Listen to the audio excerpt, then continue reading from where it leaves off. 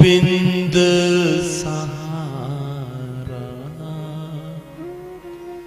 बन जाओ,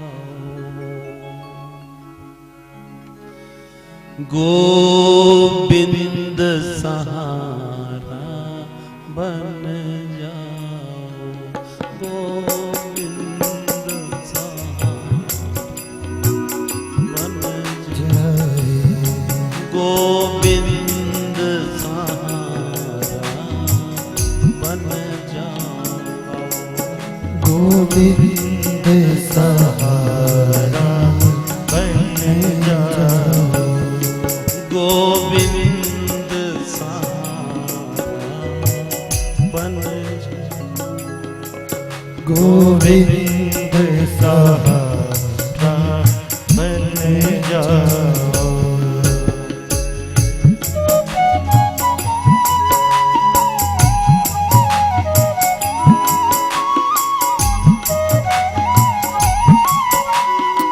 सब गाइए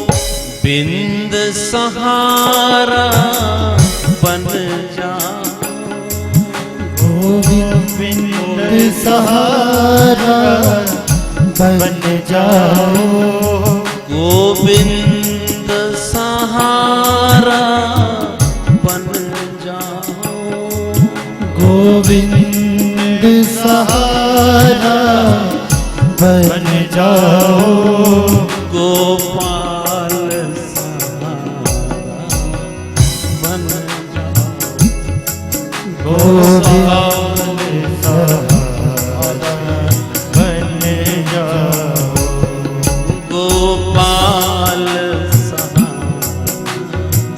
बन जाओ, गोपाल सहारा बन जाओ, गोविंद सहारा बन जाओ, गोविंद सहारा बन जाओ।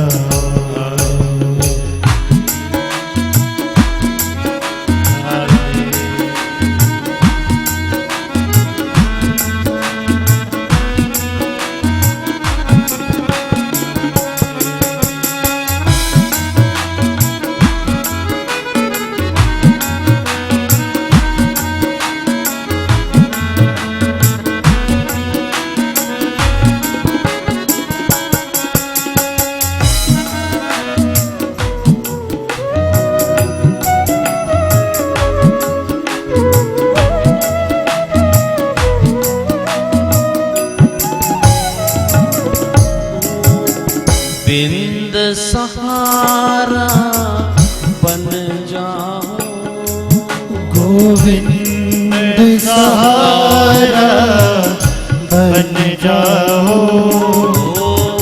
गोविंद सहारा बन जाओ, गोविंद सहारा बन जाओ, गुरुदेव सहारा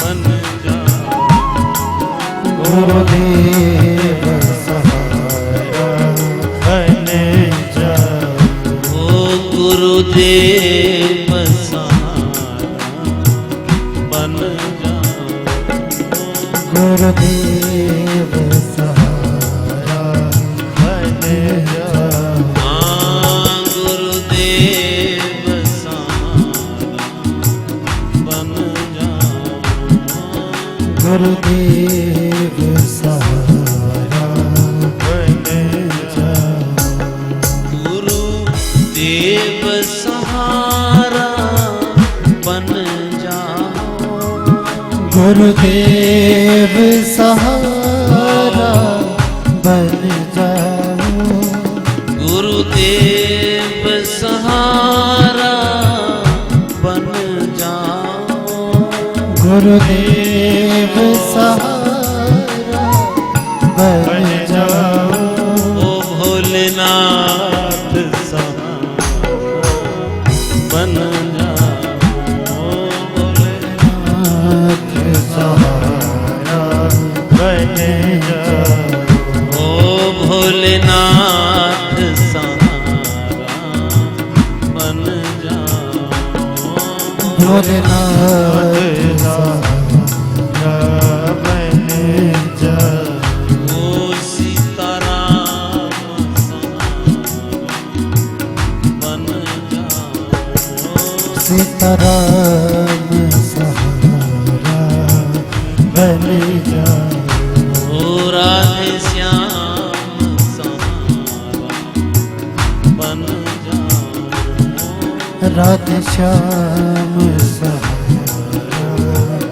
बन जाओ, हाँ गुरुदेव सहारा बन जाओ,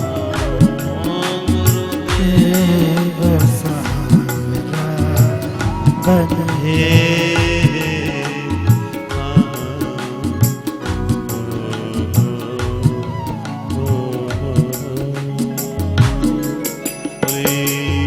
भक्तवत्सल भगवान की जय जय श्री राधे, जय जय श्री राधे, जय जय श्री राधे श्याम।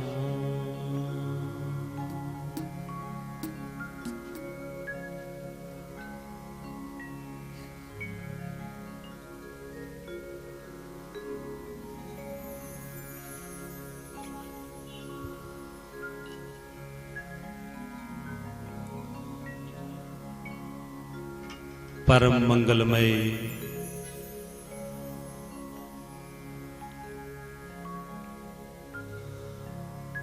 अखिल कोटि ब्रह्मांड नायक जगदाधार जगद नियंता,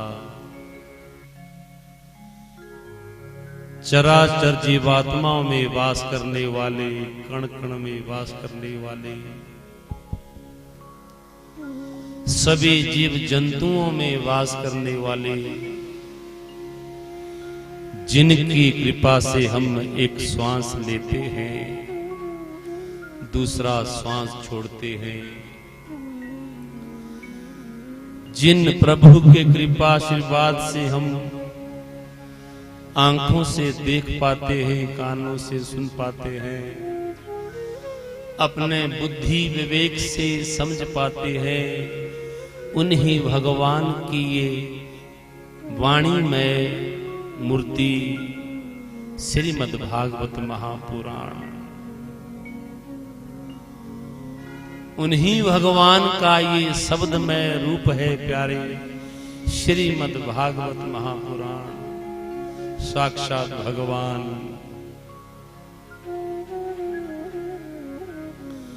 जो आपके यहाँ शिव शक्ति धाम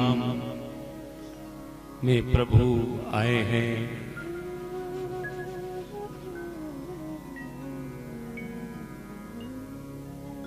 शिव शक्ति धाम पीठाधीश्वर सदगुरुदेव जयराम शर्मा जी की भक्तिमय से, इनके तप से, इनके त्याग से, तप से, भक्ति से, इनके साथ सभी विप्र ब्राह्मण मंडली के जप तप से, आप यहाँ के स्थानीय भगवत बंधुओं के प्रेम से, आपके पुण्य कर्मों से ऐसा कह सकते हैं, यहाँ ये ज्ञान गंगा आई है जिसमें हम आप सभी गोता लगाएंगे। श्रीमद् भागवत की जो कथा है ये गंगा है, ज्ञान गंगा। क्या है बोलो? ज्ञान गंगा। जो गंगा मैया सबका उद्धार करती है, जो इस संसार में है उनका भी, और जो इस संसार से चला जाए उनका भी। हे मेरे प्रभु, हे भोले बाबा, अखिल कोटि ब्रह्मांड नायक मेरे प्रभु नारायण, मुक्ति के दाता मेरे प्रभु, हिमाचल प्रदेश में आपदा के कारण जिन जिन्होंने अपनी जान गंवाई है, हे प्रभु, परम आदरणीय गुरुदेव जयराम शर्मा जी ने उन सबकी आत्मा की शांति के लिए, परम धाम की प्राप्ति के लिए इस यज्ञ को रखा है, जिस यज्ञ को आप सभी मैया बाबा सभी भगवत बंधु इसको पूर्ण करेंगे। और इस यज्ञ का जो पुण्य है आप सभी क्षेत्र निवासियों को मिले, सभी मैयाओं को, मेरे भैयाओं को, पूरे संसार को इस यज्ञ का पुण्य मिले।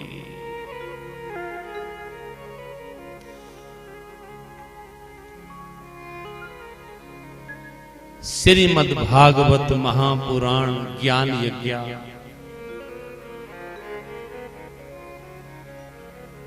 कहा है,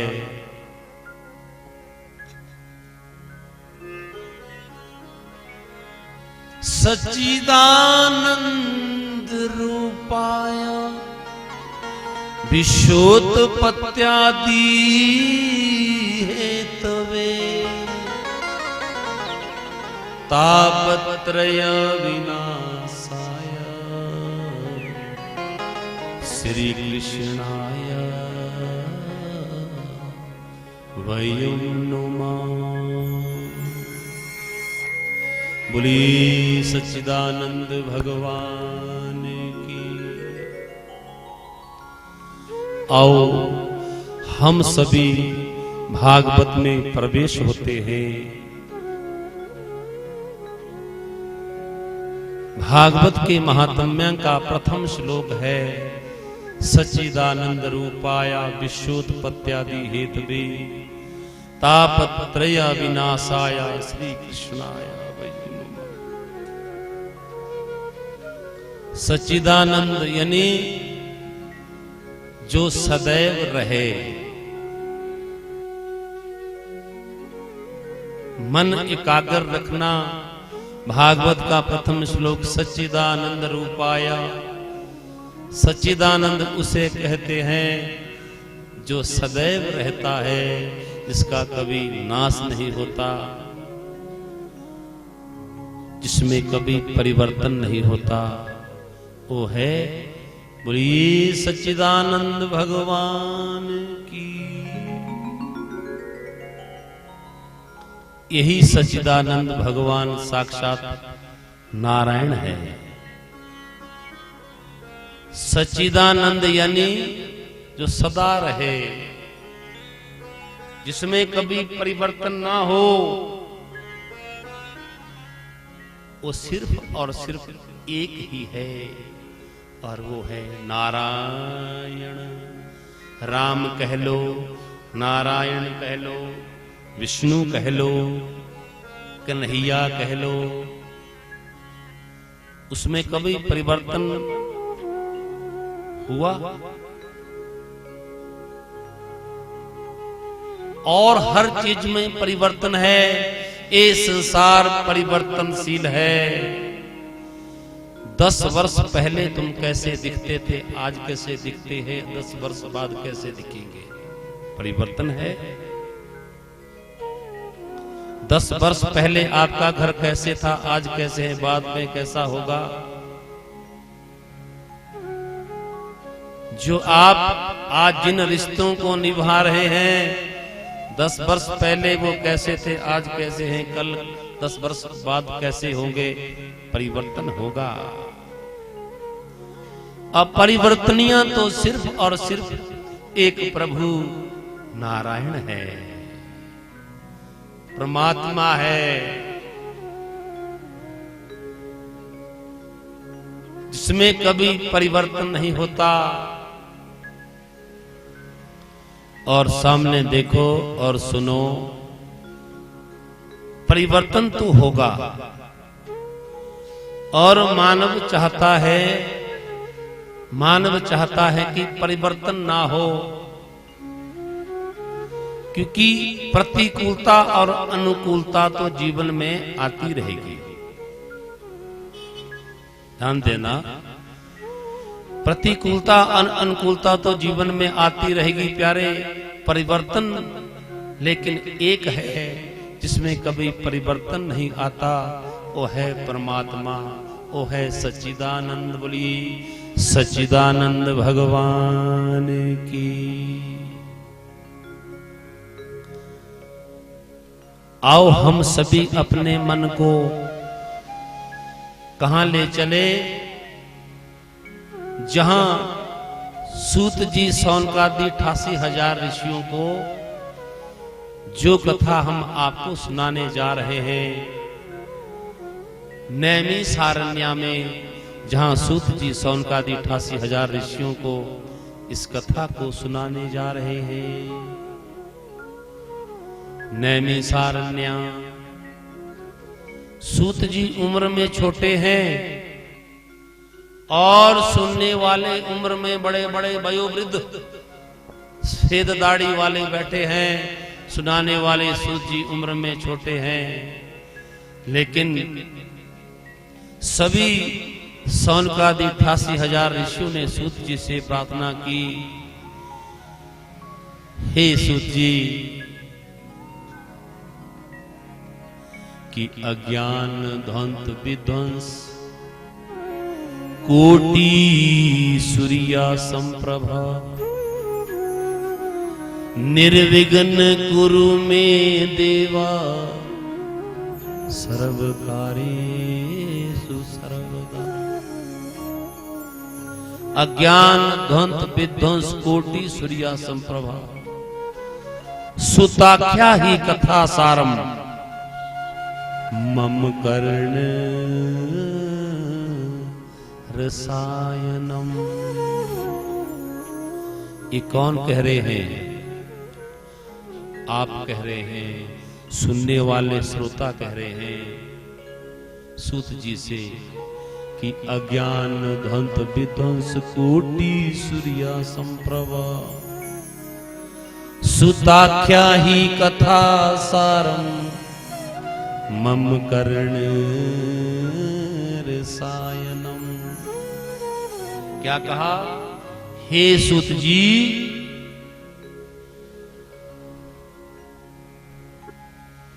आपके पास करोड़ों सूर्या के समान ज्ञान है, कोटि सूर्या संप्रभा, सुताख्या कथा सारम।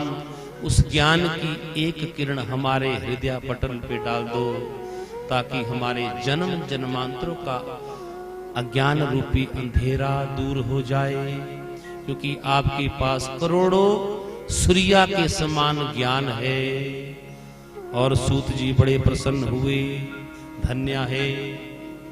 लो, अगर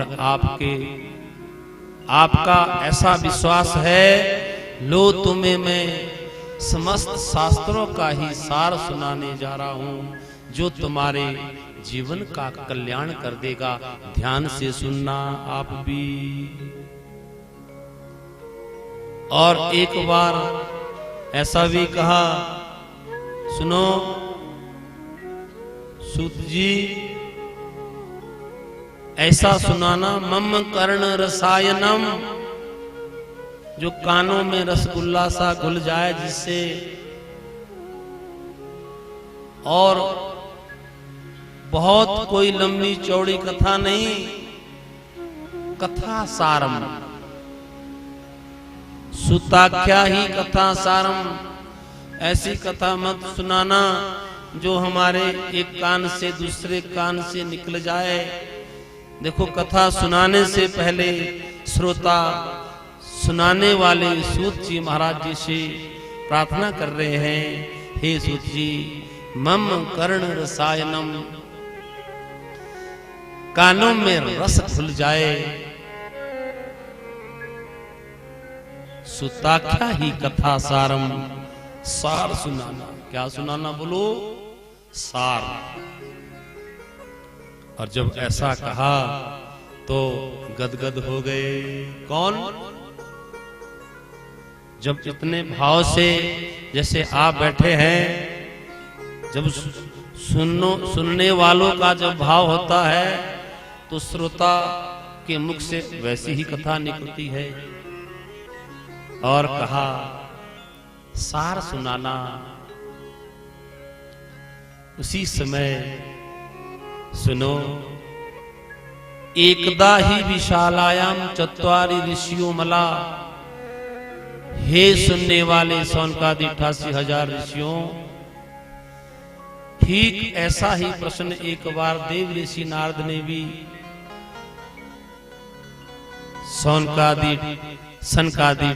सनक सनंदन संत कुमारों से किया था। लेकिन कब?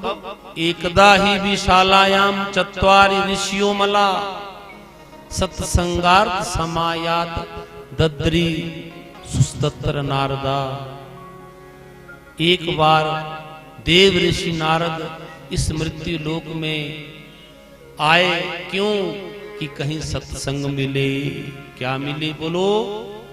सत्संग मिले, आनंद मिले। लेकिन कहीं सत्संग नहीं मिला। तो देव ऋषि नारद बेचैन हो गए, बेचैन हो गए और कहा चलो, अरे यहां नहीं, तीर्थों पे चलते हैं। कहा जब देव ऋषि नारद तीर्थों पे गए तो वहां क्या देखा? खाली तीर्थ है। तीर्थ के देवता तीर्थों से पलायन कर चुके हैं। क्यों? क्योंकि तीर्थों पे भी लुटेरों के अड्डे बन गए। वहां लूटा जा रहा है। तो संत देव ऋषि नारद बेचैन हो गए, अशांत हो गए और फिर विचार किया अब क्या किया जाए। विचार किया चलो इन संतों के आश्रम में चलते हैं, शायद वहां शांति मिले। लेकिन संतों के आश्रम में जब देव ऋषि नारद आए, कहा देव ऋषि नारद ने क्या देखा? पाखंडा निर्ता संता विरक्ता सा परिग्रहा। संत भी पाखंड पारायण हो चुके हैं। कैसे? अब संत यानी पहले के समय में देव ऋषि नारद ने जो देखा, मैं वही कथा आपसे भी कहूंगा, सब ध्यान से सुनना।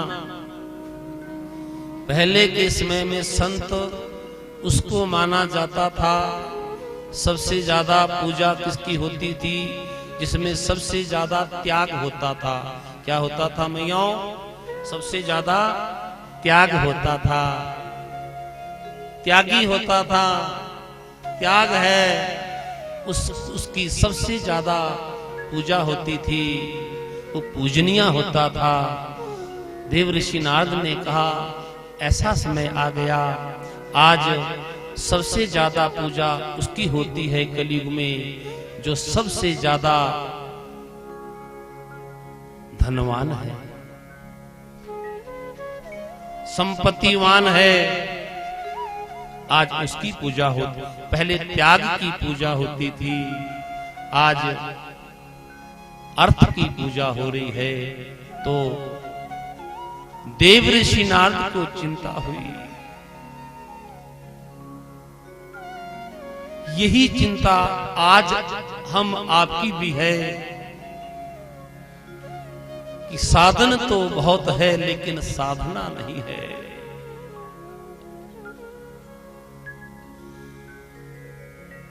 और उसी समय देव ऋषि नारद वहां से निकली, कहा अब क्या किया जाए। और घूमते घूमते कहीं ऐसा कहा, इन सदगृहस्थियों के घर में गए, शायद वहां मुझे शांति मिली। कहा जब सदगृहस्थियों के घर में गए, वहां क्या देखा? तरुणी प्रभुता गिहे, तरुणी प्रभुता गिहे सियाल को बुद्धि दायका। वहां भी क्या देखा कि घर में अब सदगृहस्थों के घर में क्या देखा कि तरुणी की पूजा होती है, बूढ़े बाबाओं को, अम्मा बाबाओं को कोई नहीं पूछता। उनकी खटिया बाहर कर दी गई है, अगर बाहर ना तो कहीं वृद्धाश्रम में है। अब देखा श्याल को बुद्धिदायका, घर के सलाहकार, घर की सलाह अगर ली जाए तो साले साहब से ली जाती है। कहा, बहुत चिंता हुई देव ऋषि नारद। घूमते घूमते विचार किया अब क्या किया जाए। बोली वृंदावन बिहारी लाल की।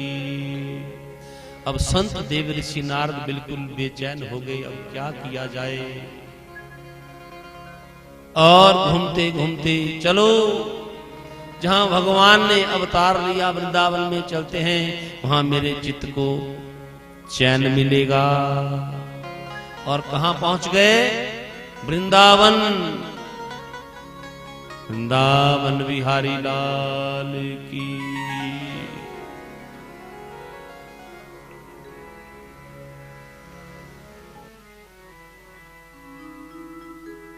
जय जय गोविंद।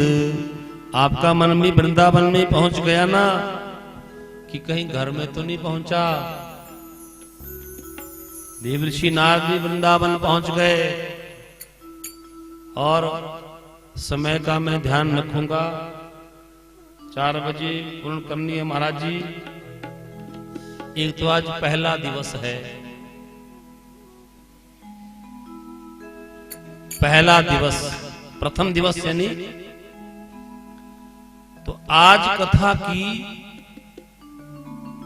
भूमिका बनाई जाती है, यानी जैसे आप घर बनाएं और घर का नींव का पत्थर, आज भागवत कथा की नींव यानी भूमिका, और इसको महात्म्य भी कहते हैं।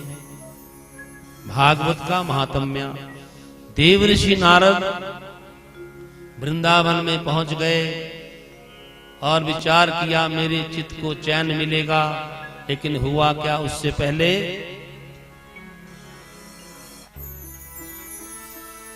जय जय गोविंद गोविंद गोपाला, जय जय गोविंद गोविंद गोपाल। सब गाओ। जय जय गोविंद गोविंद गोपाला, जय जय गोविंद गोविंद गोपाल, जय जय गोविंद गोविंद गोपाला। ओ जय जय गोविंद गोविंद गोपाल। जय जय गोविंद सब ताली सेवा करते भाव से गोपाला।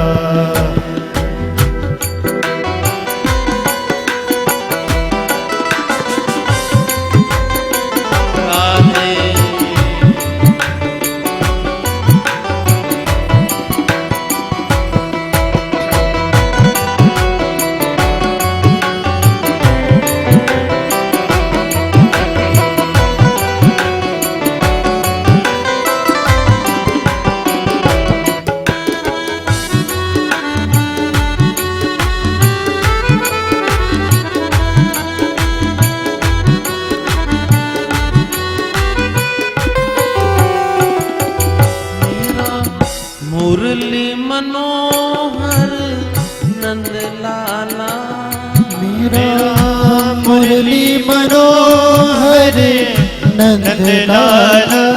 मेरा मुरली मनोहर नंद लाला, मेरा मुरली मनोहर नंद लाला। जय जय गोविंद गोविंद गोपाल, जय जय गोविंद गोविंद गोपाला। ओ जय जय गोविंद गोविंद गोपाला। जय जय गोविंद गोविंद गोपाला।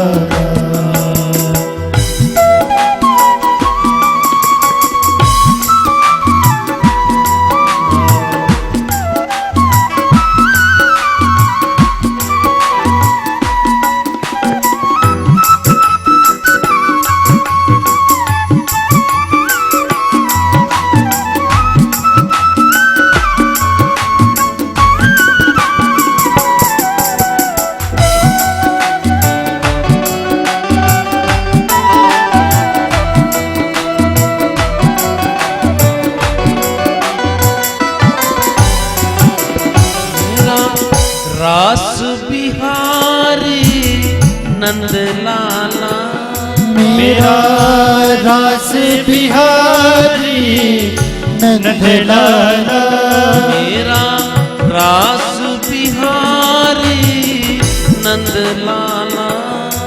मेरा रास बिहारी नंद लाला। जय गोविंद गोविंद गोविंद गोविंद गोपाला। ओ जय जय गोविंद जय जय गोविंद गोविंद गोपाला।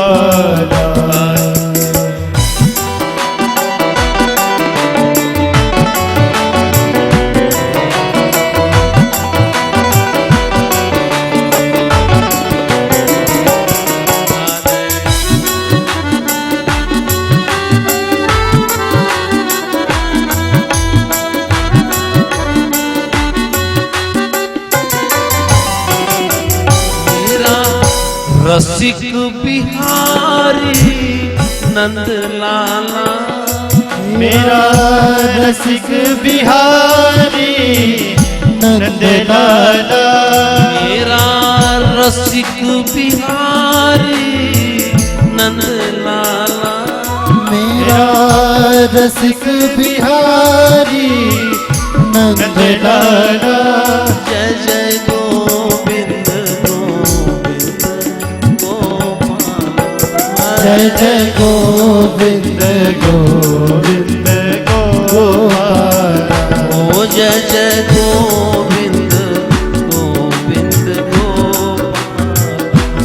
जय जय गोविंद गोविंद गोपाला। हाँ जय जय गोविंद गोविंद गोपाला। जय जय गोविंद गोविंद गोपाला। ओ जय जय गोविंद गोविंद। जय जय गोविंद गोविंद गोपाला। ओ जय जय गोविंद गोविंद। जय जय गोविंद गोविंद गोपाला।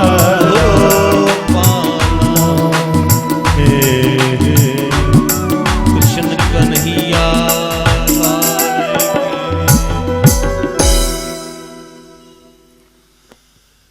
और आपका मन कहीं जाने ना पाए और निंद्रा देवी कहीं आने ना पाए, उसका एक ही उपाय। और भाव से बोलो, थोड़ा और भाव से, थोड़ा और भाव से। आहा, देव ऋषि नारद कहां पहुंच गए? बेचैन होके वृंदावन धाम।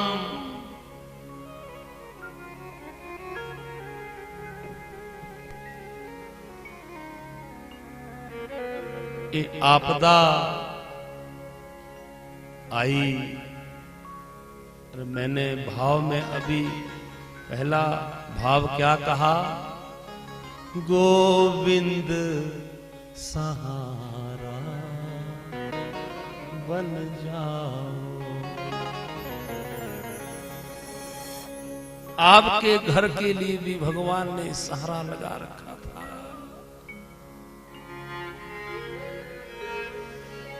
आप सबके घरों के लिए हरविंदर जी, सबके घरों के लिए कन्हैया ने ऐसे हाथ लगा रखा। कहा करो वो भोलेनाथ सहारा बन जाओ, वो गोविंद सहारा। ये भोलेनाथ ही सहारा बने।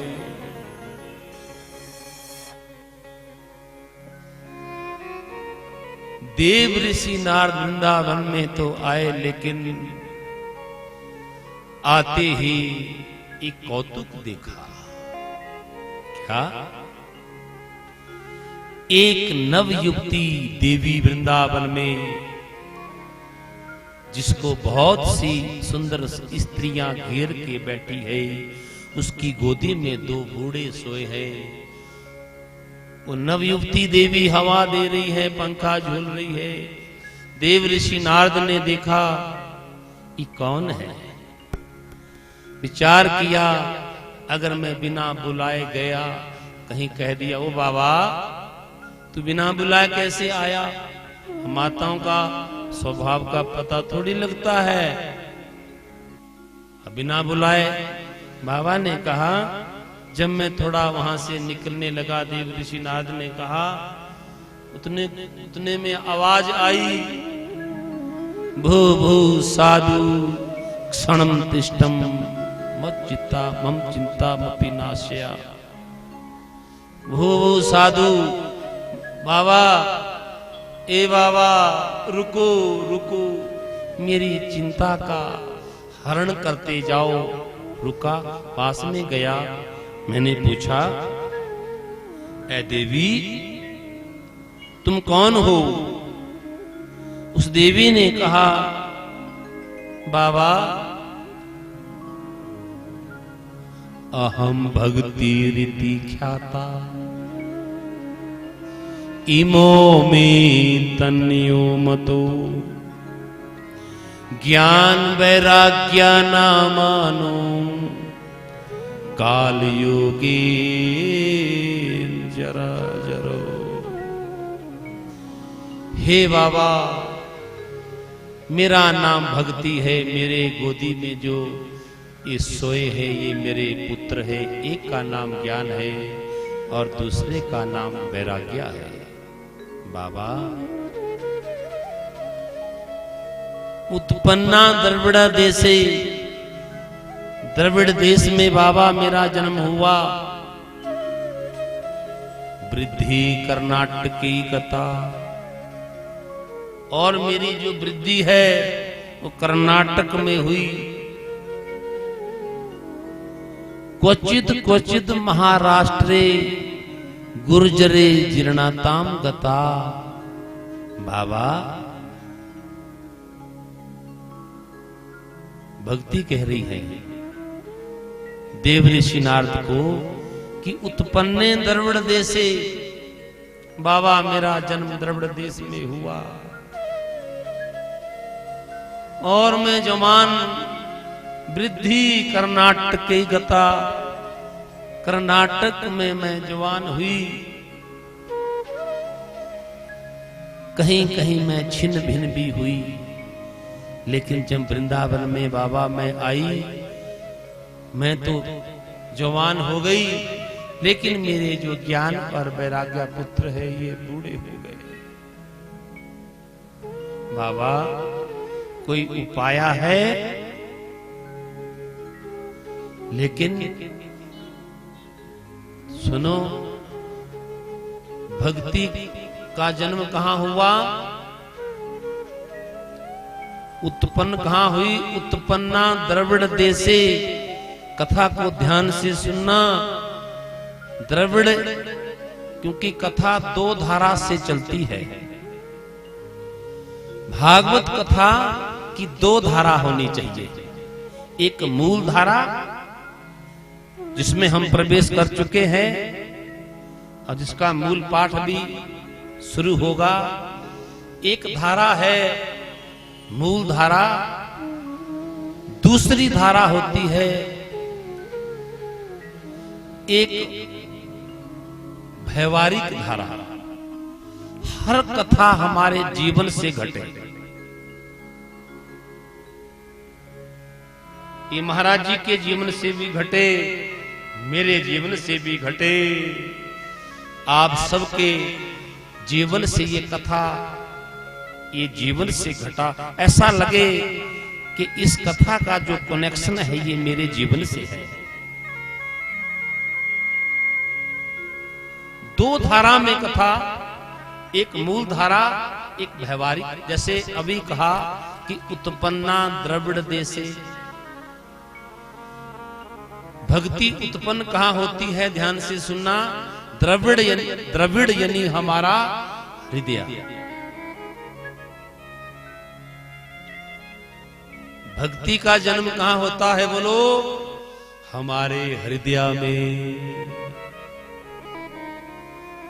और इसकी ये जवान कहां होती है भक्ति, कर्नाटकी कान। कानों के द्वारा ये भक्ति जवान होगी, फिर उसका असर होगा मन पर। पहले कान से ही, जब हम पहले कान सुनते हैं, फिर वो सुना हुआ हमारे कर्म में आ जाता है और वही हमारा स्वभाव भी बन जाता है। जो सुना, पहले सुना, फिर वही सुना हमारे कर्म में आ जाता है और वही हमारा मानव मात्र का व्यवहार में वही आता है। तो भक्ति देवी ने कहा और देव ऋषि नारद ने कहा, अरे वो भक्ति देवी, ये कोई बड़ी बात थोड़ी है, अभी लो मैं तुम्हारे ज्ञान वैराग्य पुत्र को ठीक कर देता हूं। और देव ऋषि नारद ने भक्ति के पुत्रों को गीतार पाठेर मुहुर्मुहु, गीता का पाठ सुनाया। वेद मंत्र, शास्त्र, पुराण, यानी देव ऋषि नारद के पास जो चूरन चटनी थी सब चटा डाली, रोगी का रोग दूर नहीं हुआ, चिंता हुई। उसी समय चिंता हुई, आकाशवाणी हुई, ऐ देव ऋषि नारद, तू भक्ति के पुत्रों को ज्ञान वैराग्य को पुष्ट करना चाहता है तो कोई सत्कर्म करो, सत्कर्म करो, सत्कर्म करो। और वो सत्कर्म क्या है, कोई संत बताएगा। बोलिए भागवत भगवान की। सत्कर्म करो, और वो सत्कर्म क्या है, कोई संत बताएगा, कोई भगवंत बताएगा। और आकाशवाणी मौन, देव ऋषि नारद निकले, संतों को ढूंढने लगे। जो भी संत मिले उससे एक ही प्रश्न, क्या कि भक्ति, ज्ञान वैराग्य, ज्ञान और वैराग्य की जो ये निंद्रा है, बुढ़ापा है, ये दूर कैसे किया जाए। वो कौन सा सत्कर्म है जिस सत्कर्म को करने से ज्ञान और वैराग्य जवान हो जाएंगे। ज्ञान और वैराग्य, भक्ति, ज्ञान और वैराग्य। चिंता हुई, जिस संत को भी पूछा, किसी ने ढंग का उत्तर नहीं दिया। कोई कहते हैं बाबा, अरे अभी हम क्या कहें, अब भाई कहते भी क्या। अब संत देव ऋषि नारद कोई अपने में कम है बोलो, जिसको 14 लोकों में जहां भी कहीं भी बिना परमिशन से जा सकते हैं। देव ऋषि नारद संत जैसा कोई नामी डॉक्टर गांव के वैद्य से बीमारी के बारे में पूछे तो बोलो कैसा लगेगा।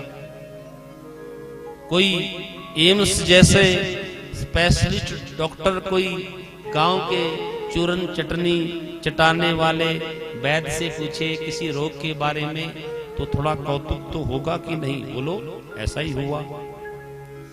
संत देव ऋषि नारद अपने में कम नहीं है कहा। अब किसी ने सही उत्तर नहीं दिया और चिंता बढ़ गई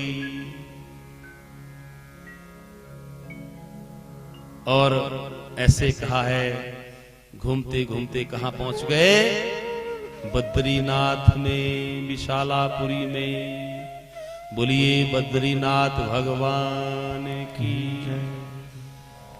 विशालापुरी में जैसे देव ऋषि नारद पहुंचे, वहां क्या देखा, सामने से सनक सनंदन सनातन संत कुमार अपने 4 छोटे बड़े भाइयों को आते हुए देखा।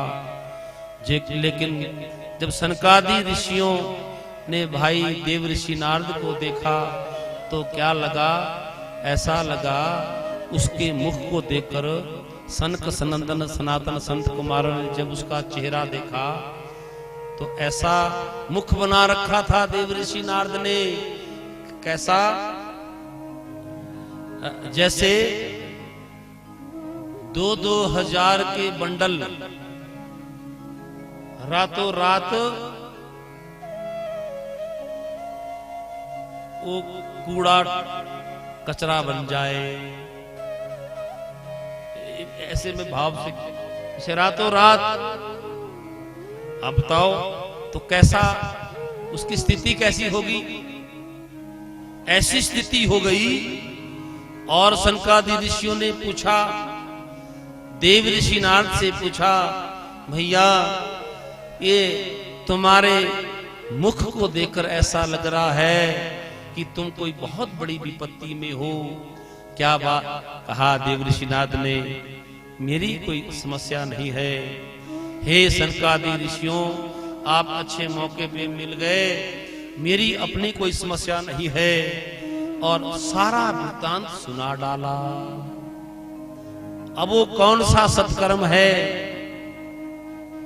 जिस सत्कर्म को करने से ज्ञान और वैराग्य पुष्ट हो जाएंगे, उस वो कौन सा सत्कर्म है। और उसी समय देव ऋषि नारद ने जब पूछा, सनकादि ऋषियों ने कहा, सुनो, सत्कर्म सूचको नूनम ज्ञान यज्ञ समृतो बुधई श्रीमद् भागवत अलापा सतु गीता शुकादवी। जब सनकादि ऋषियों ने कहा, भैया सत्कर्म सूचको नूनम ज्ञान यज्ञ समृतो बुधई, वो कोई और नहीं, श्रीमद् भागवत अलापा सतु गीता शुकादवी। ये वही सुखदेव स्वामी के द्वारा गाया हुआ श्रीमद् भागवत महापुराण ही सत्कर्म है। बोलिए भागवत भगवान की। वही सत्कर्म है जो परमहंस चूड़ामणि सुखदेव स्वामी के द्वारा, इससे बड़ा कोई सत्कर्म नहीं है। उनको भागवत की कथा सुनाओ। और उसी समय देव ऋषि नारद ने कहा, अरे वो भैया भागवत की कथा, हाँ सुनो, अब वो उसकी तो तैयारी करनी पड़ती है। भागवत की कथा कौन करेगा, कहाँ करेंगे, कैसे, हम तो ठहरे बाबा। अगर कोई उसकी व्यवस्था कहाँ होगी, कैसे होगी। कहा, हरिद्वारे स्नेपेतु तटवानंद नामता कि हरिद्वार के आनंद वन तट में जो है अब कथा कौन करे। अब कहा सनकादि ऋषियों को, कहा देव ऋषि नाद ने, सुनो भैयाओं, अब हम किस कथावाचक को ढूंढे। अब आप ही मुझे भी और भक्ति को भी, ज्ञान वैराग्य को भी कथा सुनाओ। बोली भागवत भगवान की। और हरिद्वार में पहला यज्ञ शुरू हो गया। जो यज्ञ आज शिव शक्ति धाम में आज से शुरू हुआ है। सुनो, पहला यज्ञ जो है आनंदवन हरिद्वार में, आज ये कथा ऐसे कहा, संत ऋषि मुनि अपने शिष्यों को लेकर, सदगृहस्थी अपने बच्चों को, अपने नाते रिश्तेदारों को लेकर, गुरु अपने शिष्यों को लेकर, और देवता लोग मानव देह में आकर उस कथा में बैठ गए। कथा शुरू हुई, भक्ति देवी भी वहां बैठ गई और कहा, सूत जी कह रहे हैं, सुनो सौनकादि 88,000 ऋषियों, जब चौथे दिन की कथा हुई, भक्ति देवी ज्ञान वैराग्य नौजवान हो गए और नृत्य करने लगी। श्री कृष्ण गोविंद हरे मुरारी, हे नाथ नारायण वासुदेवा, कृष्ण गोविंद हरे मुरारी, हे नाथ नारायण वासुदेवा। श्री कृष्ण गोविंद हरे मुरारी, हे नाथ नारायण वासुदेवा। श्री कृष्ण गोविंद ऐसी धुन भक्ति के पुत्र ज्ञान वैराग्य जवान के नृत्य करने लगे। गाइए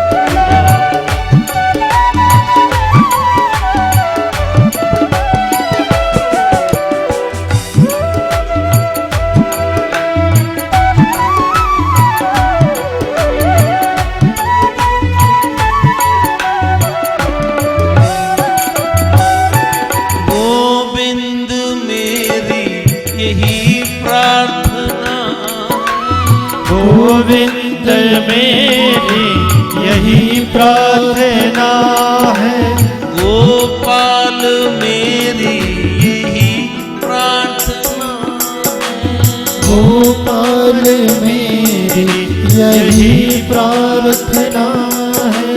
भूलू नहीं मैं नाम तुम्हारा, भूलू नहीं मैं नाम तुम्हारा।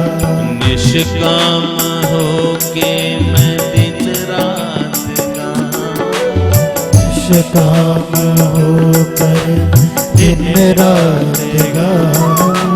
हे नाथ नारायण वासुदेवा, हे नाथ नारायण वासुदेवा। श्री कृष्ण गोविंद हरे मुरारी, हे नाथ नारायण वासुदेवा। श्री कृष्ण गोविंद हरे मुरारी, हे नाथ नारायण वासुदेव।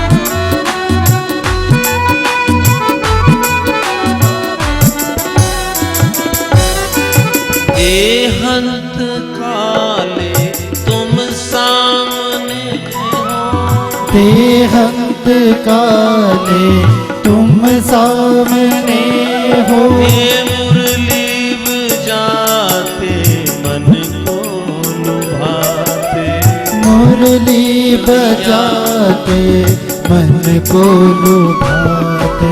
यही गीत गाते मैं निज प्राण त्यागो, यही गीत गाके निज प्राण त्यागो।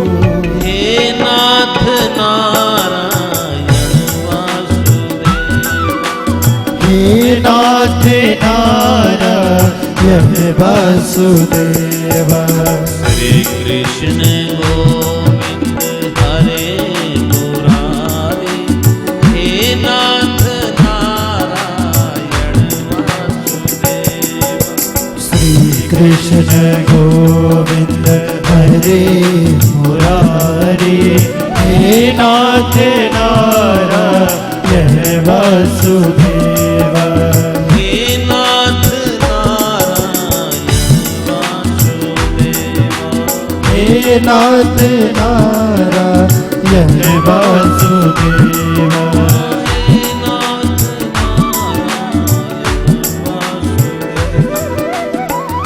नाथ नारायण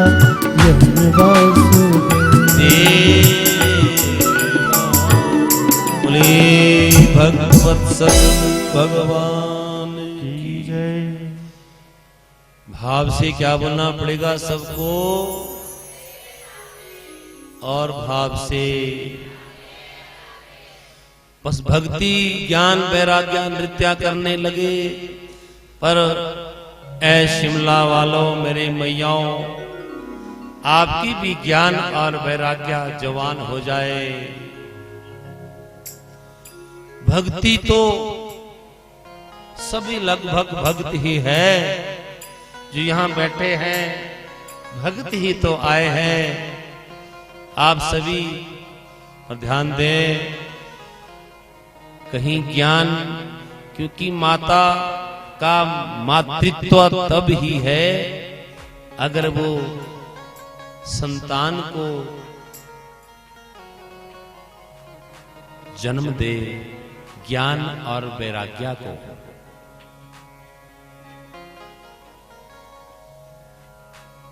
जब तुम्हारी भक्ति प्रबल हो जाएगी तो क्या होगा, ज्ञान और वैराग्य जन्म ले लेंगे।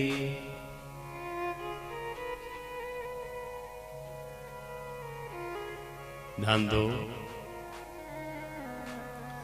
ज्ञान रीति ज्ञाने न मुक्ति। मैंने कहा था कि कथा दो धारा से,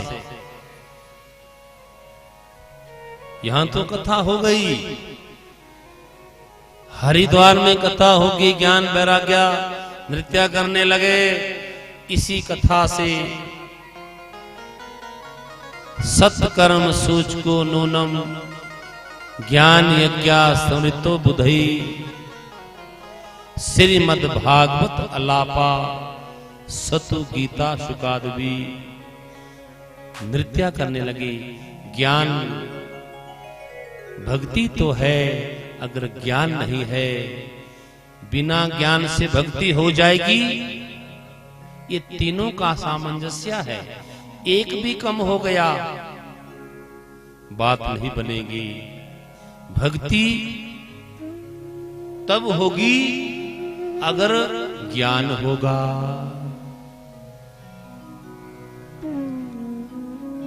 और यहां शिव शक्ति धाम परम आदरणीय गुरुदेव जयराम शर्मा जी ने ज्ञान गंगा लाई है। और उस ज्ञान गंगा को लाए उससे पहले आप स्वयं आपको कैसा लग रहा है? मैं स्वयं अनुभव कर रहा हूं। मैं अपनी अनुभूति, मुझे यही अभी तक भी ऐसा पता नहीं चल रहा है कि क्या मैं जहां कथा पिछले वर्ष थी क्या मैं वहीं बैठा हूं। लगभग माता का मंदिर भी वहीं है, पर ये कल्पना करना थोड़ा और किसके लिए ये इन्होंने किसके लिए किया? ये पूरे शिमला वालों के लिए, मैयाओं आपके लिए। ये कौन सा अपने साथ ले जाएंगे? पर धन्य है ये अमर हो गए। इनकी धर्म पत्नी प्रिया देवी, क्योंकि बिना धर्म पत्नी से पति कुछ नहीं कर पाता। जब धर्म पत्नी का आशीर्वाद रहे तभी ही पति परमात्मा भी कुछ कर पाएगा। धन्य है, आपके चरणों में मेरा प्रणाम महाराज जी। देखो कितना धन यहां लगा होगा। बस भक्ति ज्ञान हो जाए, ये ज्ञान गंगा है। श्रीमद् भागवत की जो कथा है ये मनोरंजन नहीं, ये आत्मरंजन है, ये ज्ञान यज्ञ है। और जितने भी दुख कलेश है, समस्याएं हैं, ये अज्ञानता से ही है। जितने भी दुख है, क्लेश है, समस्या है, रोग है, व्याधि, अगर आप समस्याओं में घिरे हैं तो कहीं ज्ञान में रिक्तता आई है।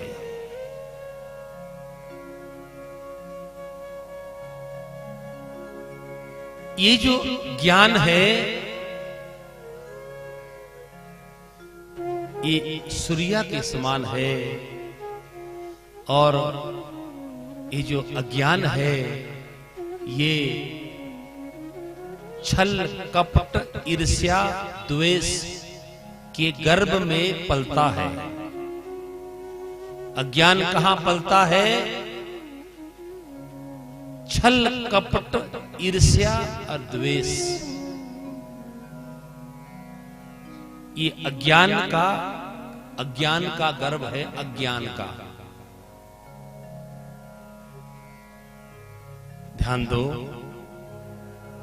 भक्ति है लेकिन ज्ञान नहीं है तो भक्ति भी बेकार है। और एक बात सुनो, आपको सुन के प्रसन्नता होगी। जब आपको ज्ञान हो जाएगा तो स्वतः ही आपको वैराग्य हो जाएगा। बोलिए भागवत भगवान की। क्या होगा? जब आपको ज्ञान हो जाएगा तो मैयाओं स्वतः ही आपको वैराग्य हो जाएगा। बोलिए भागवत भगवान की। लेकिन इस कथा सुनने का अधिकारी कौन है?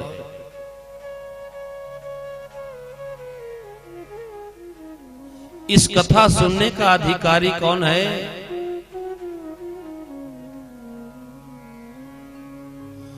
कृष्ण कथा के अरे ओही अधिकारी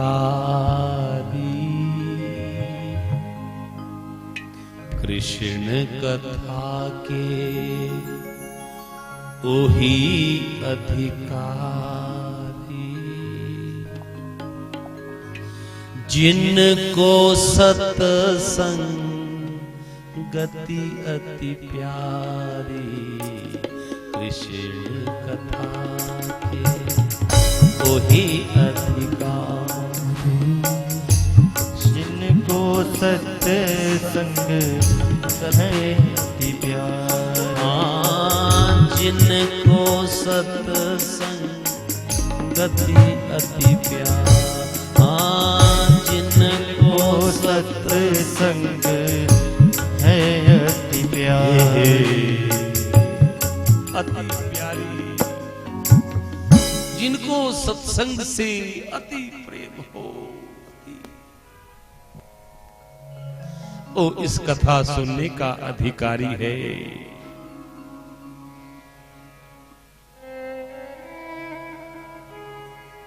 श्रीमद् भागवत की जो कथा है, ये एक जन्मों के पुण्य से नहीं, बहु जन्म समर्जितेन, जन्म जन्मांतरों का जो पुण्य एकत्रित होगा तो ये भागवत कथा सत्संग सुनने को प्राप्त होता है। इससे भक्ति, ज्ञान और वैराग्य बढ़ता है। भक्ति, ज्ञान और वैराग्य,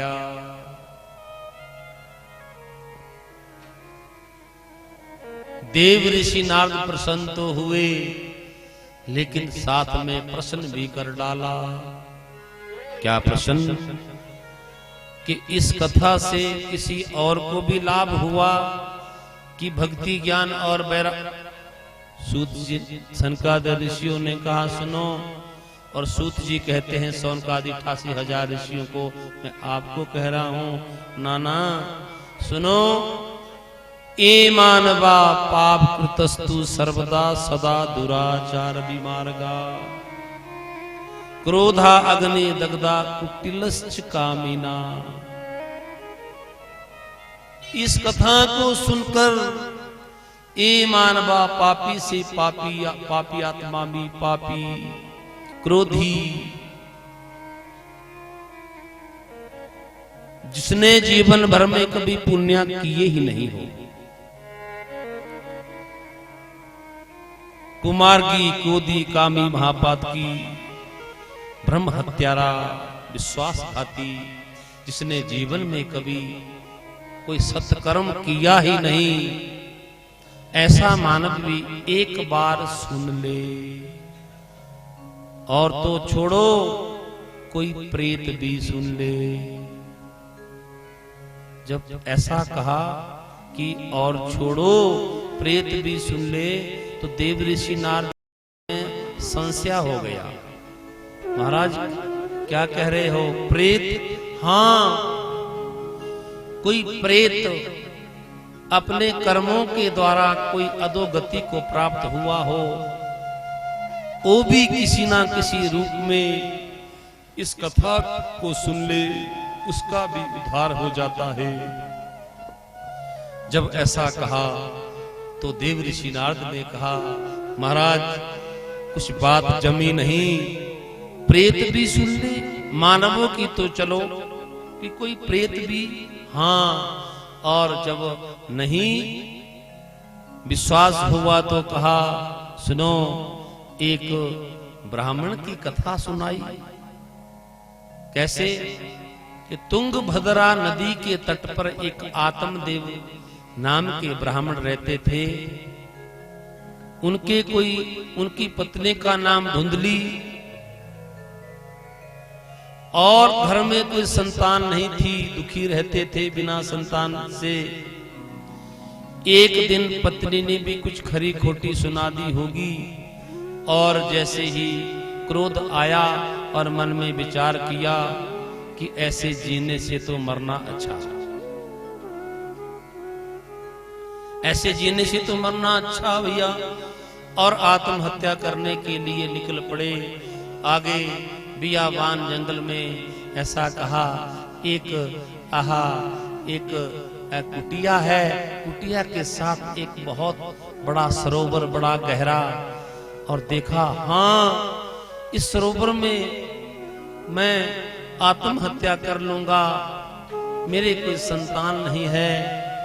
और जैसे आत्महत्या करने जोर जोर से रोने लगा आत्मदेव शर्मा, ब्राह्मण आत्मदेव शर्मा जब रोने लगा। कुटिया में एक बाबा बैठे थे, ऐसे महात्मा बैठे थे, और कहा, सामने जब देखा, कौन देखा, कोई ब्राह्मण है, सिखा सूत्र रो रहा है। बाबा दौड़े दौड़े गए, हाँ हाँ, अरे लगता है ब्राह्मण देवता है, इसने कोई भक्ति की होगी, परमात्मा का साक्षात्कार नहीं हुआ होगा, शायद इसलिए रो रहा होगा। पास में गए, देखा, पूछा, अरे कौन? कहा, अरे मैं ब्राह्मण हूँ। क्या कर रहे हो? क्यों रो रहे हो? आत्मदेव ने कहा, बाबा मरने जा रहा हूँ। है मरने? ब्राह्मण? अरे आत्महत्या करना पाप है ब्राह्मण देवता। अरे छोड़ो, सपने में भी कहीं आत्महत्या करने का विचार आ जाए, उसको गंगा स्नान से शुद्धि बता रखी है। आत्महत्या क्यों? सुनो, मेरे कोई संतान नहीं है, और मेरी पत्नी ने आज ऐसी खरी खोटी सुनाई, मैं बहुत दुखी हूं बाबा। बस बाबा, अब आत्महत्या कर रहा हूं आपके सामने। और बाबा मैंने सुना भी है, अगर किसी के सामने कोई आत्महत्या कर ले और आत्महत्या करते हुए कोई देख ले, उसको भी पाप लगता है, उसको भी बहुत पाप लगता है बाबा। बस देखना, अभी आपके सामने मैं आत्महत्या कर रहा हूं। अब आत्मदेव शर्मा भी बहुत पढ़ा लिखा था, कहा, बाबा कोई उपाय है? बाबा ने कहा, रुको रुको, अरे आत्महत्या करना महापाप है, रुको। लेकिन बाबा ने कहा, अरे बाबा, अरे सुन, पुत्र संतान नहीं है, आत्महत्या करेगा? हाँ हाँ, सुन, संतान के चक्कर छोड़, किस संतान के चक्कर में तू आत्महत्या कर रहा है? तू क्या चाहता है कि मेरी संतान मुझे सुख देगी? ना, सुन, संतान पुत्र लायक हो चाहे नालायक हो, पुत्र कैसा भी हो, किसी पुत्र से कोई अगर बहुत लायक है तो उसकी भी चिंता रहती है। क्यों मैया, दूर देश में कोई लायक पुत्र हो, माँ भोजन पाते समय, पिता पल पल मेरा पुत्र बहुत अच्छे पद पर है, उसकी भी बहुत चिंता रहती है कि नहीं? बोलो। अगर पुत्र थोड़ा कमजोर है, कोई बीमार है, तो उसकी भी चिंता रहती है। तो बताओ, तो लायक की भी चिंता है। मैया बाबा को समझाया, प्रभु का भजन करो, प्रभु का भजन करो। बाबा मैं भी पढ़ा लिखा हूं, ऐसा प्रवचन मुझसे भी आता है, सुनो, तुम्हारे पास कोई मेरे कुछ उपाय है तो बताओ। ये तो सुनो, मैं बस आत्महत्या कर रहा हूं, मुझे जीना नहीं है। और उसी समय संत ने ब्राह्मण के मस्तक की रेखा देखी। संत ने ब्राह्मण की रेखा पड़ी तत्काल, 7 जन्म तेरे पुत्र नहीं, कहे तुम्हारा हे भाई। 7 जन्म तेरे पुत्र नहीं रे, कहे तुम्हारा एक जन्म की बात करता है, तेरे तो 7 जन्म पुत्र नैव च। तेरी संतान नहीं है। जब 7 जन्मों की सुनी तो और ज्यादा रोने लगा, मस्तक पटकने लगा। बाबा ने रोका, मर जाएगा। अरे वो बाबा, पहले तो मेरा दुख 1 गुना था। अरे वो बाबा, तूने तो मेरा दुख 7 गुना बढ़ा दिया। 7 जन्म संतान नहीं है। मस्तक पटकने लगा। बाबा ने विचार किया, ये मर जाएगा। रुको रुको रुको। संत त्यागी था। त्याग के बल पर झोली से एक फल निकाला। भाग्य में संतान तो नहीं थी, और संत ने अपने इष्ट का ध्यान किया। हे प्रभु, मैंने निश्चल भावना से अगर आपका थोड़ा भी तप किया हो, मैंने निश्चल भावना से आपका थोड़ा भी तप किया हो, तो मेरे पूरे जीवन का जो पुण्य है, इस फल में मैं दे रहा हूं, इसके पुत्र हो जाए। संत ने आशीर्वाद दे दिया, पूरे जीवन का पुण्य दे दिया।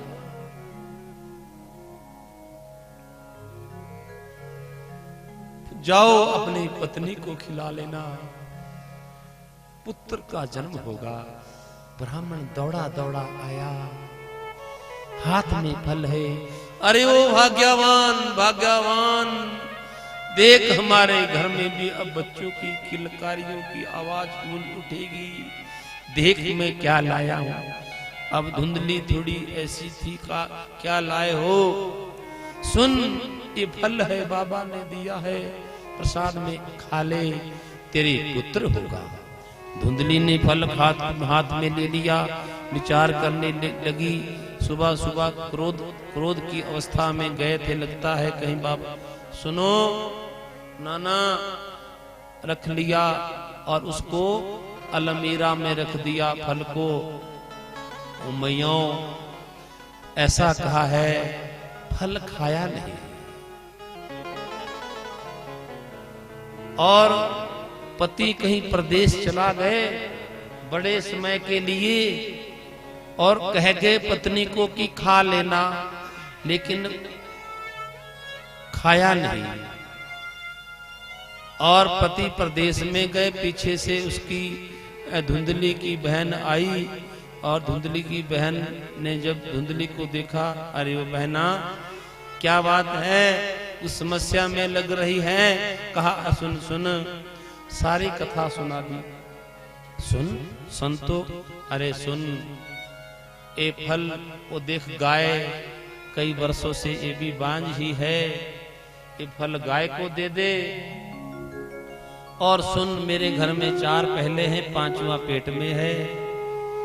जितने में आपके स्वामी वापस आएंगे, उतने को कह देना मेरे गर्भ से हुआ है। उसने भी सोचा पुत्र इसका हो जाएगा, सारा माल मेरा हो जाएगा।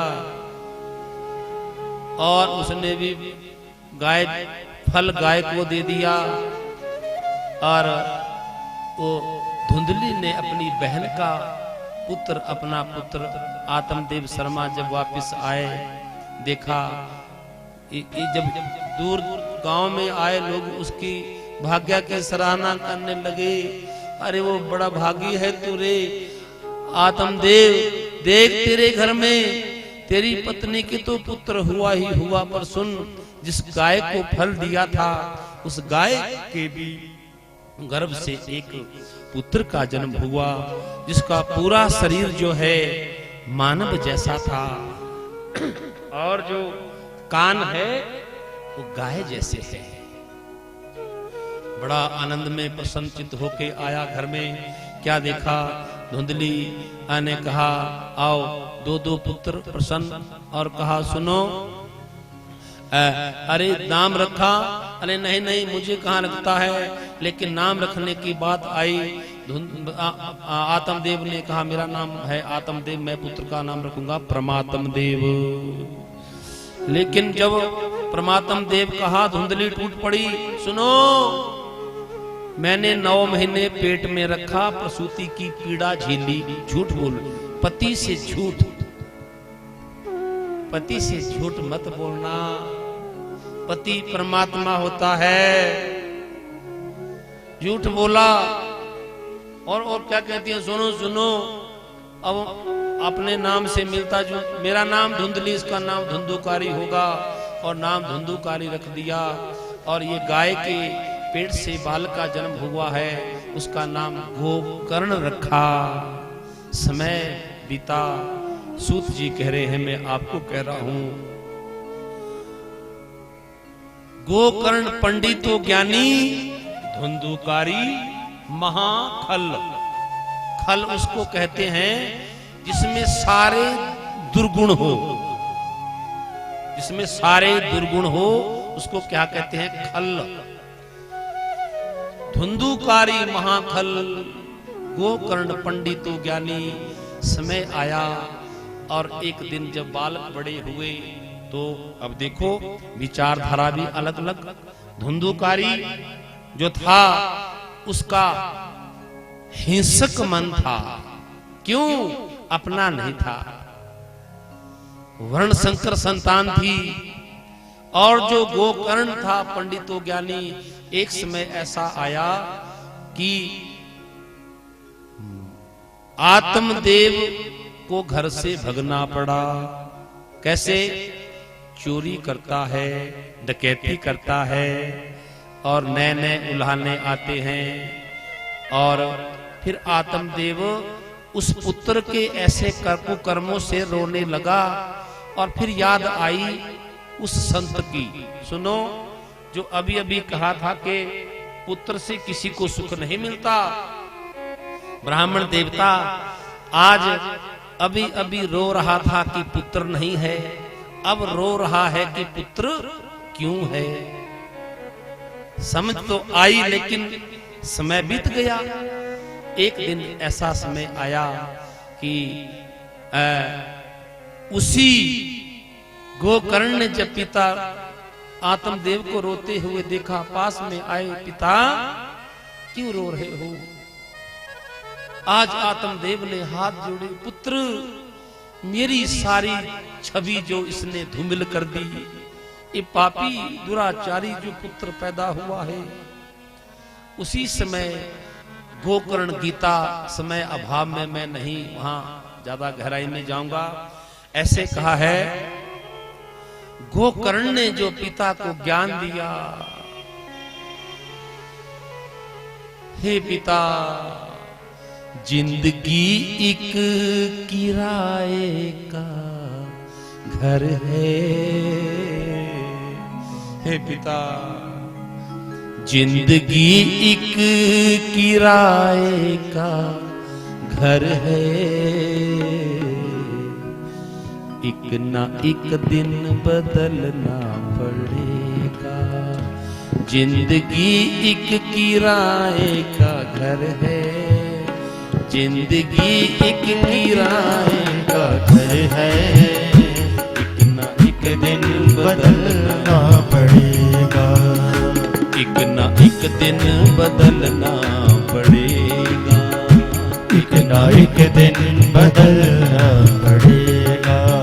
वो जिंदगी एक किराए का घर है, जिंदगी एक किराए का घर है, एक ना एक दिन बदलना पड़ेगा, एक ना एक दिन बदलना पड़ेगा, एक ना एक दिन बदलना पड़ेगा, एक ना एक दिन बदलना पड़ेगा, एक ना एक दिन बदलना पड़ेगा, एक ना एक दिन बदलना पड़ेगा, एक ना एक दिन बदलना पड़ेगा, एक ना एक दिन बदलना पड़ेगा। सुनो, मौत जब तुमको मौत जब तुमको आवाज देगी, मौत जब तुझको आवाज देगी, मौत जब तुमको आवाज देगी, मौत जब तुझको आवाज देगी, बिन मुहूर्त निकलना पड़ेगा, बिन मुहूर्त निकलना पड़ेगा।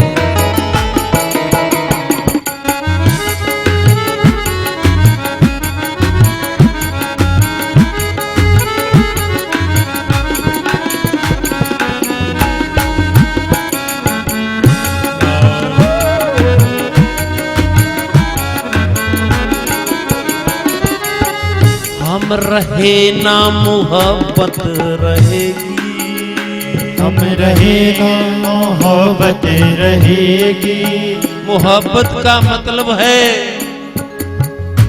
तुमने संसार से कितना प्रेम किया, तुमने संसार से कितना प्रेम किया ये रहेगा। जय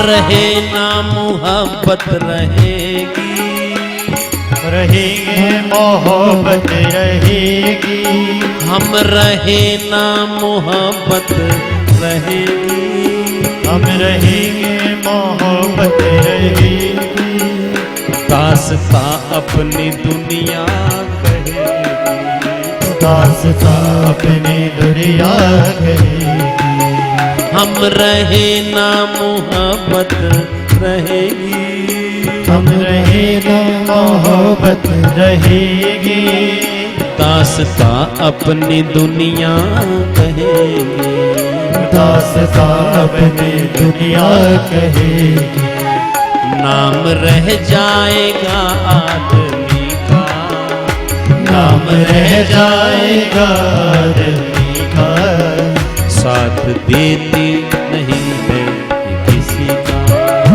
साथ देती नहीं है किसी का, वो साथ देती नहीं है किसी का, साथ देती नहीं है किसी का, जिंदगी एक किराए का घर है, जिंदगी एक किराए का घर है, वो जिंदगी एक किराए का घर है, जिंदगी एक किराए का घर है, एक न एक दिन बदलना पड़ेगा, एक न एक दिन बदलना पड़ेगा, मौत जब तुमको आवाज देगी, मौत जब तुझको आवाज देगी, मौत जब तुमको आवाज देगी, मौत जब तुझको आवाज देगी,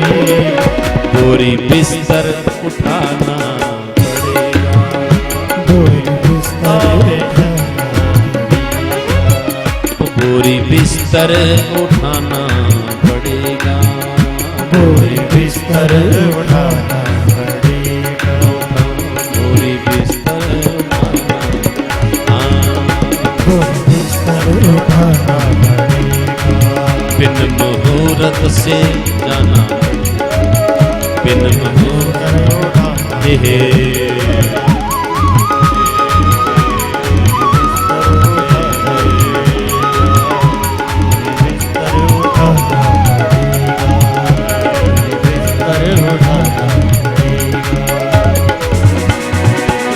कन्हैया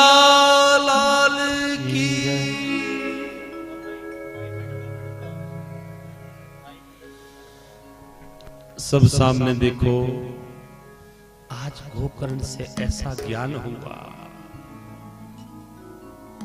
पुत्र से ज्ञान हुआ, पुत्र से ऐसा ज्ञान हुआ, आत्मदेव शर्मा ने सब छोड़ दिया, झोली माला लेके भजन करने के लिए निकल गए, त्याग दिया। एक तो ठोकर से भी त्याग होता है, एक ज्ञान से। एक तो कोई ठोकर लगाए, चोट पहुंचाए, तब भी छोड़ने का मन होता है कि नहीं मैयाओं, कहीं मैयाओं तो पर्स उठा के मैंने देखा, अब चली हम। वो कैसा वैराग्य, वो ठोकर लगी, अपनों ने आहत किया, पर वो वैराग्य कुछ घंटों का होता है, फिर बस स्टैंड में याद आएगी, चलो छोड़ो। एक वैराग्य होता है ज्ञान से, मेहुल जी, ज्ञान से। ज्ञान के द्वारा जो वैराग्य हो जाए वो स्थायी होता है। और यहां ज्ञान यज्ञ है, आज तो उसका अभी हम उसकी भूमिका बना रहे हैं। वही ज्ञान यज्ञ ऐसे कहा है, बाद में बुरे कर्म किए, धुंधुकारी ने प्रेत हुआ, उस प्रेत की मुक्ति करने के लिए गोकर्ण ने यही कथा सुनाई थी, उसका मोक्ष हुआ था। बोलिए वृंदावन बांकी बिहारी लाल की। अभी कहा था कि कोई भूत भी तर जाए, यही कथा उस प्रेतात्मा के निमित्त की, इसलिए एक बार अपने घर में पितरों के उद्धार के लिए, पता नहीं आपकी 7 पीढ़ियों में कैसे कैसे आपको संजो कर जो प्रॉपर्टी मिली है, कैसे कैसे वो, उन सब के उद्धार के लिए एक बार इस अमर कथा को, ज्ञान यज्ञ को जरूर करवाना। और पिछले वर्ष इस शिव शक्ति धाम गुरुदेव जयराम शर्मा जी के आदेशानुसार, इनकी कृपा दया दृष्टि से, मैं तो कहूंगा ये गंगा पहले बहन चंपा भारद्वाज जी के, उसके बाद बहन शोभा देवी, और अभी इनके ही समधी हमारे हरविंदर, हमारे प्रिय मित्र, इनके भी ये ज्ञान गंगा नवंबर में। तो असर तो कहीं इसका बहुत असर है, लेकिन ये भी जब तक आपका प्रारब्ध नहीं होगा, क्योंकि क्रियामान कर्म संचित होते हैं, वही हमारा प्रारब्ध बनता है। क्रियामान कर्म संचित होते हैं, वही हमारा प्रारब्ध होता है। पहले तुम भक्ति करो, भगवान ऐसे नहीं आएंगे। आज इस कथा का प्रथम दिवस था प्यारे, और आज की महात्म्य की कथा यही है। कल से कथा आगे की, लेकिन मैं आपसे एक बात पूछ दूं।